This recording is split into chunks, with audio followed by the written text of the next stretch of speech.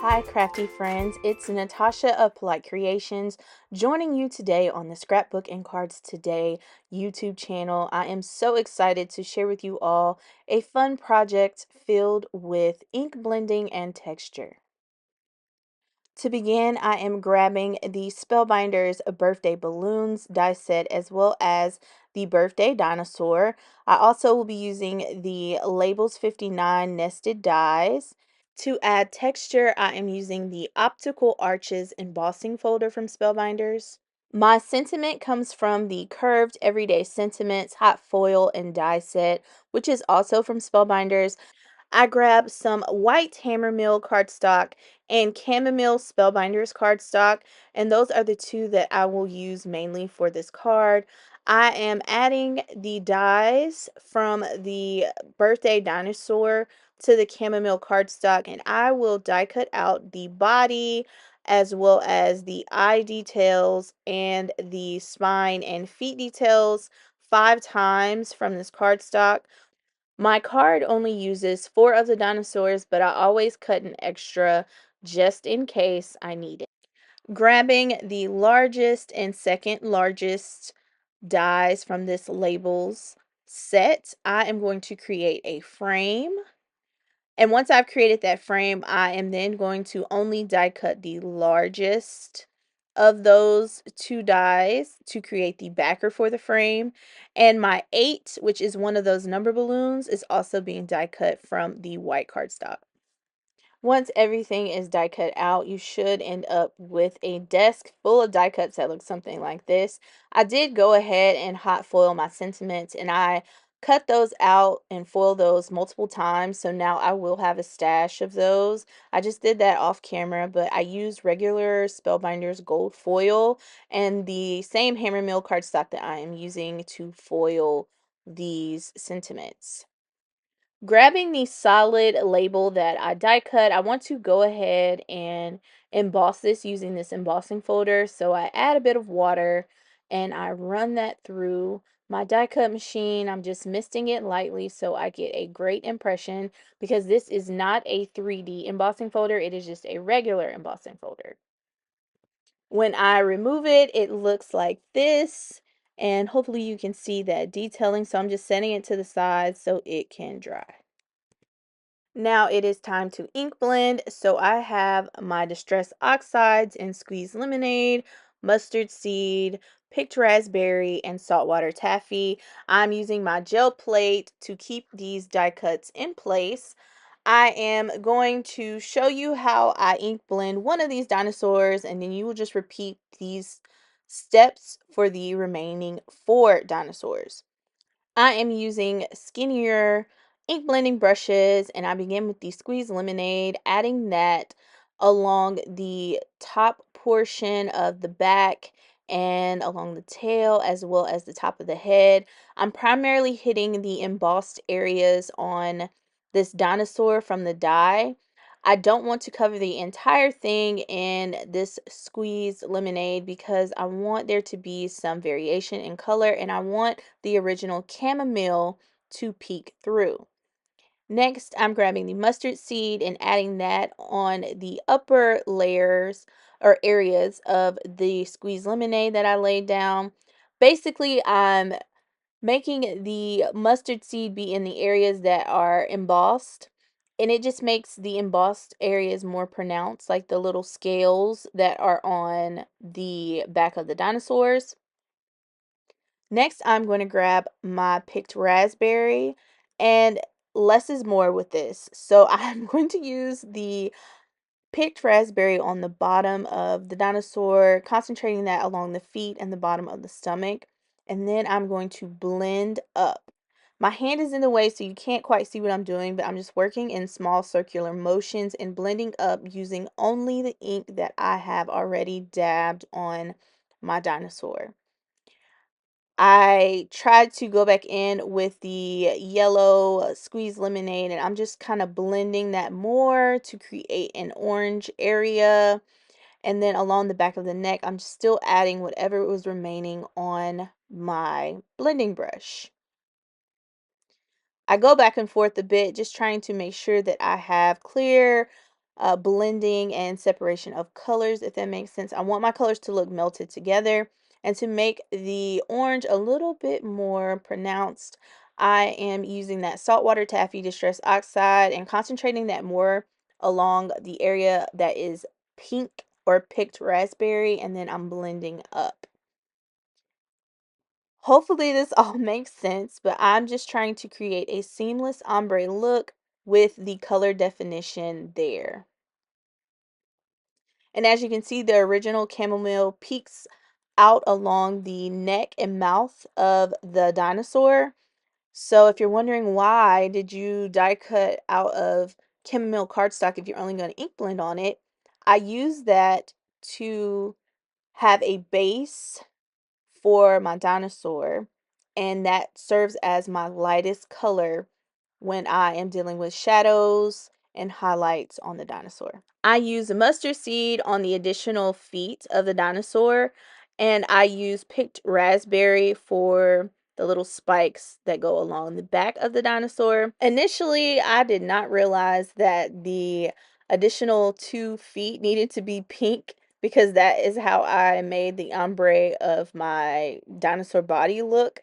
So you'll see me kind of take them off of the gel plate and then bring them back. I am going to add picked raspberry to those feet as well, and it makes them a dark, vibrant orange, which is good because the back legs are supposed to be like a shadow to the dinosaur. So that is how I created that look. You can see along the top of the screen all of my ink blended dinosaurs. Again, I do multiples, so if one looks a little worse than the others, I have an extra that can replace it. Here I'm just grabbing the eyes. These are the eyeball pieces as well as the eyelashes and my number 8. I'm just going to add those onto my gel plate. I'm inking the eyes up with the picked raspberry. I want them to pop, so I'll do no additional blending, just the picked raspberry. For my 8, I am going to do a similar ink blending technique as I did for the dinosaurs, but trying to be a little less heavy-handed with the inks. I began by adding the squeezed lemonade to the inner portion of the 8, trying not to go all the way to the outer edge. I'm then going to go in with my mustard seed and add that on the edges more so, just blending it together. I'm trying not to add too much because I want the 8 to be a little bit lighter, but it will have a similar blending pattern and ombre of colors. Don't forget to go around the inner circles on your 8 if you are doing an 8, or whatever number you choose to do if you are making this card. Don't forget to add the darker shade to those inner portions as well. And then I'm grabbing my picked raspberry and lightly brushing around the edges of the 8 there.